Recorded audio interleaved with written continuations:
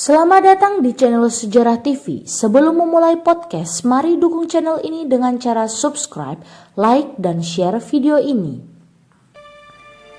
Tema podcast pada hari ini, saya akan membahas mengenai sejarah kerusuhan 27 Mei 1996 atau yang biasa disebut dengan Kuda Tuli.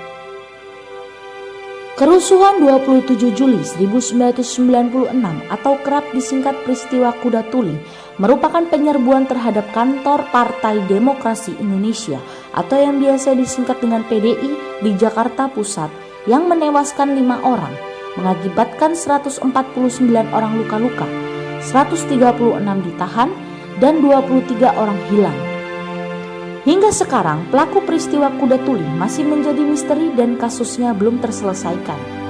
Kendati bertampak besar, namun Komisi Nasional atau yang biasa disingkat dengan Komnas HAM belum bisa memutuskan apakah peristiwa Kuda Tuli tergolong pelanggaran HAM berat atau ringan. Sebab proses pemeriksaan, pengkajian, dan penyelidikannya belum juga terselesaikan hingga hari ini. Apa penyebab terjadinya peristiwa Kuda Tuli?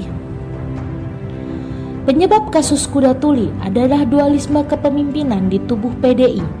Masa pendukung Soejardi bersama dengan aparat menyerbu kantor DPP PDI di Jalan Diponegoro 58 Jakarta Pusat yang saat itu dikuasai pendukung Megawati.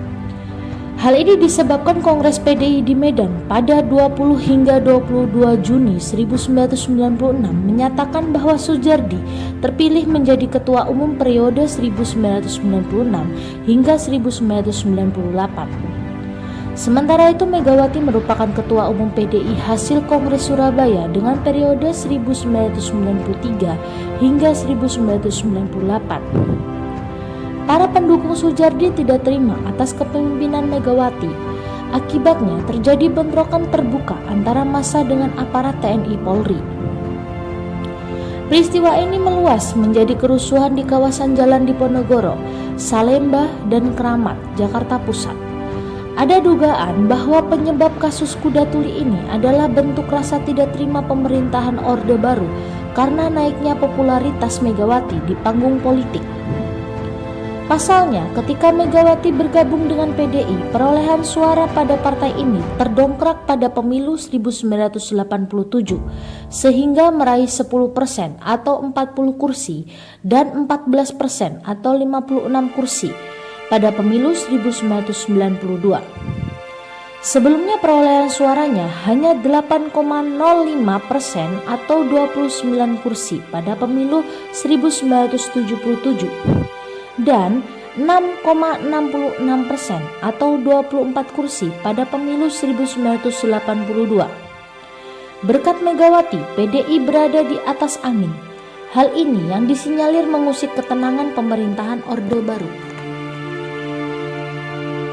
Megawati yang kemudian menjadi Partai Demokrasi Indonesia Perjuangan atau PDIP, partai ini malah merangkul Sutioso menjadi Gubernur DKI Jakarta pada masa jabatan 1997 hingga 2007. Pada pengadilan koneksitas yang digelar ketika Megawati menjabat sebagai presiden, nama Sutioso tidak muncul. Pengadilan kemudian hanya menghukum seorang buruh bernama Jonathan Marpaung selama 2 bulan hingga 10 hari penjara. Jonathan Marpaung dinyatakan bersalah karena terbukti telah mengerahkan massa dan melempar batu di kantor PDI. Sementara itu, dalang dibalik peristiwa Kuda Tuli masih menjadi misteri, belum juga diadili dan masih melenggang bebas di luar sana. Bagaimana penyelesaian peristiwa Kuda Tuli 27 Juli 1996? Penyelesaian kasus pelanggaran HAM dalam peristiwa Kuda Tuli 27 Juli 1996 itu bukanlah perkara mudah. Komnas HAM menyebutkan butuh dukungan politik dari semua pihak agar prosesnya tak terhambat seperti yang terjadi saat ini. Hingga saat ini, kasus Kuda Tuli 27 Juli 1996 itu masih belum terungkap siapa dalang atau apa penyebab pasti di balik tragedi kerusuhan itu. Sementara itu keluarga korban tragedi 27 Juli 1996 atau yang biasa kita sebut dengan Kuda Tuli sampai saat ini masih terus menuntut adanya keadilan dan akan peristiwa tersebut.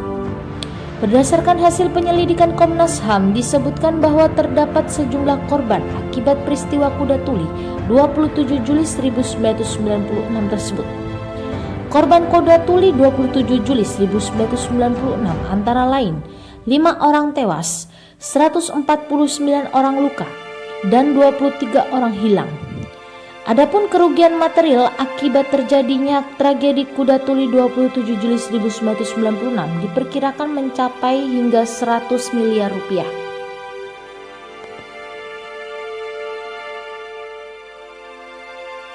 Demikian pembahasan mengenai sejarah kerusuhan 27 Juli 1996.